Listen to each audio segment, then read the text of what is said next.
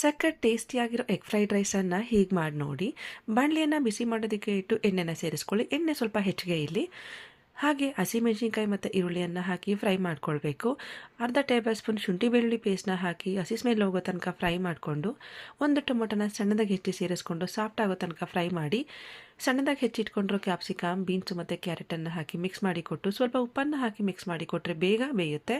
ಈಗ ಒಂದು 5 ನಿಮಿಷ ಬೇಯಿಸ್ಕೊಂಡು ಇದಕ್ಕೆ ಮೊಟ್ಟೆನ ಸೇರಿಸ್ಕೊಳ್ತಾ ಇದ್ದೀನಿ. ಮೊಟ್ಟೆ ಹಾಕಿದ್ಮೇಲೆ 1-2 ನಿಮಿಷ ಕೈ ಆಡಿಸ್ಬಾರ್ದು, ಹಾಗೆ ಬಿಟ್ಟು ಆಮೇಲೆ ನಿಧಾನಕ್ಕೆ ಮಿಕ್ಸ್ ಮಾಡಿಕೊಟ್ಟು ರುಚಿ ತಕ್ಕಷ್ಟು ಪೆಪ್ಪರ್ ಪೌಡರ್ ಹಾಗೆ ಅರ್ಧ ಟೇಬಲ್ ಸ್ಪೂನ್ ಗರಂ ಮಸಾಲ, ಸ್ವಲ್ಪ ಅಚ್ಚು ಖಾರದ ಪುಡಿಯನ್ನು ಹಾಕಿ ಚೆನ್ನಾಗಿ ಮಿಕ್ಸ್ ಮಾಡಿ ಕೊಡಬೇಕು. ಸ್ಟವನ್ನು ಸಿಮ್ಮಲ್ಲಿ ಇಟ್ಕೊಂಡು 1-2 ನಿಮಿಷ ಮಿಕ್ಸ್ ಮಾಡಿಕೊಟ್ಟು ನೋಡಿ, ಈ ಹದಕ್ಕಿರಬೇಕು. ತುಂಬ ಡ್ರೈ ರೋಸ್ಟ್ ಆಗಿ ಮಾಡ್ಕೊಳ್ಬಾರ್ದು. ಈ ರೀತಿ ಸ್ವಲ್ಪ ತೇವಾಂಶ ಇದ್ದಾಗ ಮಾಡಿಟ್ಕೊಂಡ್ರೆ ರೈಸು ಮತ್ತು ಕೊತ್ತಂಬರಿ ಸೊಪ್ಪನ್ನ ಹಾಕಿ ಸ್ಟವನ್ನು ಸಿಮ್ಮಲ್ಲಿ ಇಟ್ಕೊಂಡು ಚೆನ್ನಾಗಿ ಮಿಕ್ಸ್ ಮಾಡಿ ಕೊಡಬೇಕು. ಜಸ್ಟ್ 2-3 ನಿಮಿಷ ಮಿಕ್ಸ್ ಮಾಡಿ ಕೊಟ್ಟರೆ ಸಖತ್ ಟೇಸ್ಟಿಯಾಗಿರೋ ಎಗ್ ಫ್ರೈಡ್ ರೈಸ್ ರೆಡಿ.